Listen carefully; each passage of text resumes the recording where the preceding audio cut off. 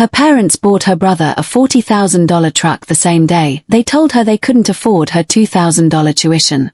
They had no idea they were fueling the fire that would eventually make her the most successful person in the family. Tori Mayers was 18 when she realized she was playing a game she could never win. She had just been accepted to a top-tier university with a partial scholarship. But when she showed the letter to her father, he didn't even look up from his coffee. "We don't have that kind of money, Tori," he said flatly. "Maybe try a trade school." 2 hours later, a shiny, brand-new Chevy Raptor pulled into the driveway. It was a gift for her older brother, Tyler. He was 21, still living at home, and had just landed a part-time job at a local retail store. Her parents threw a party to celebrate his big win, while Tori sat in her room, staring at her acceptance letter, realizing she was completely on her own. Tori didn't cry. She got to work. For the next 2 years, she worked double shifts as a cashier, saving every penny in a secret account her parents knew nothing about. By the time she was 20, she had saved $14,000. She enrolled in college, paying for every credit hour herself.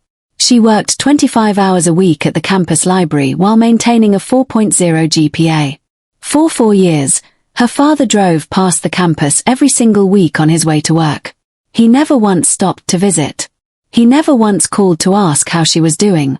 The only time he reached out in 4 years was to ask if she still had the number for an electrician he needed.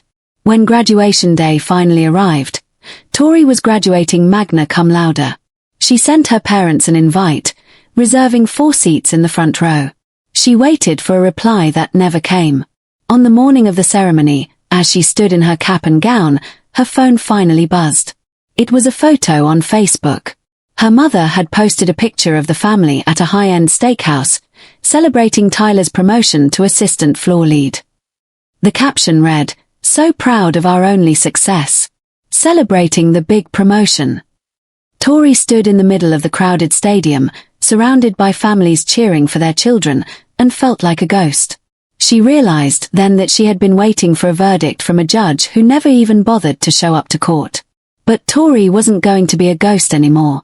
She decided right then to put her family on an information diet. No more updates. No more phone calls. No more trying. She was about to start a secret career that would lead her to a purchase that would force her parents to see her every single day, whether they wanted to or not. While her parents were busy posting about her brother's big promotion to floor lead, Tori was quietly signing a contract for a 6-figure salary they could only dream of. Tori didn't block them. She didn't have a big blow-up fight. She simply stopped providing the fuel for their fire. She stopped calling to share her wins. She stopped asking for their time. She moved into a small, cramped apartment, ate ramen for a year, and poured every ounce of her energy into her new career as a project manager for a global tech firm. Her parents barely noticed. They were too busy helping Tyler move for the 3rd time in 2 years. Every time they did speak, the conversation was a one-way street. "Tori, can you believe Tyler is thinking about buying a boat? We're going to help him with the down payment as an early birthday gift," her mother would say, never once asking if Tori had enough money for groceries. The invisible daughter was becoming a giant in the corporate world. Within 2 years, Tori was promoted twice. She wasn't just making a living, she was building wealth. She watched from a distance as her parents' house grew more cluttered and their bank accounts drained to support Tyler's lifestyle.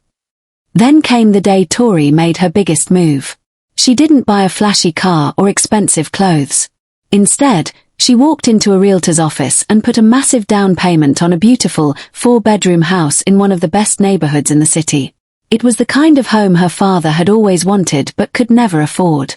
Tori kept the house a secret for 3 months.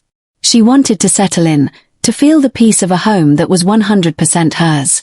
But eventually, her father needed a favor. He wanted to borrow her old lawnmower for Tyler.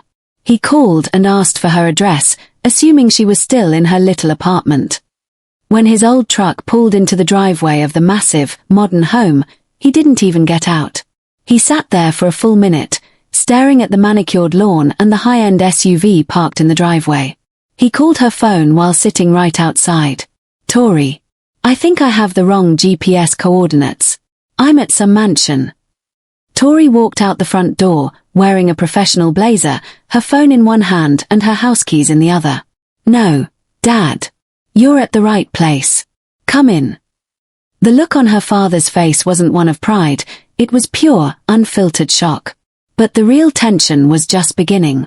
Tori was about to receive a promotion that would put her in charge of the very company her father worked for. And when her mother found out where the money really came from, the family's golden child dynamic was about to go up in flames. He spent 30 years working for a company where he was just a number. He had no idea that after my latest promotion, I was the one who held the keys to his entire department's future. Inside the new house, David sat on the edge of a designer sofa, looking like he was afraid he might break it.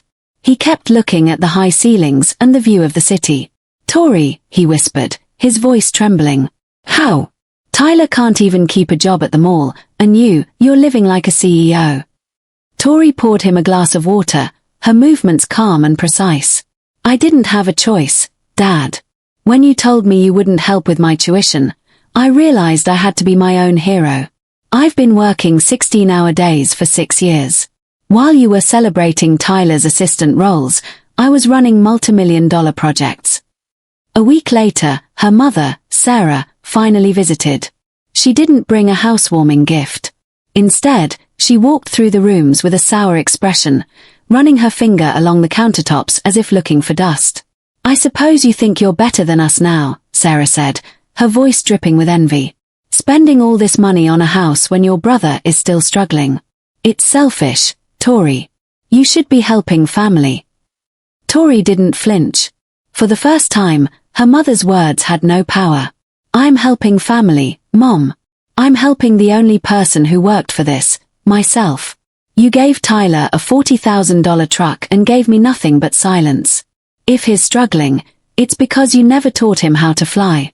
You were too busy clipping my wings." Tori received her final promotion to senior director shortly after. She was now 3 levels above her father's boss.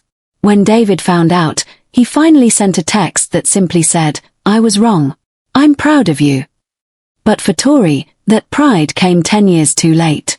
She accepted the acknowledgement, but she didn't let it pull her back into the old cycle.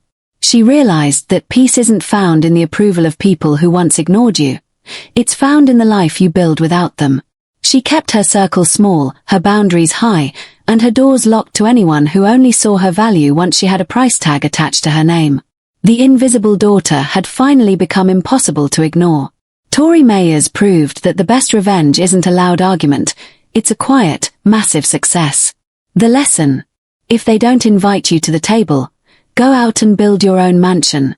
They'll be asking for a seat soon enough. The comments are open. Have you ever had a black sheep victory? Let us know below. White down pointing backhand index.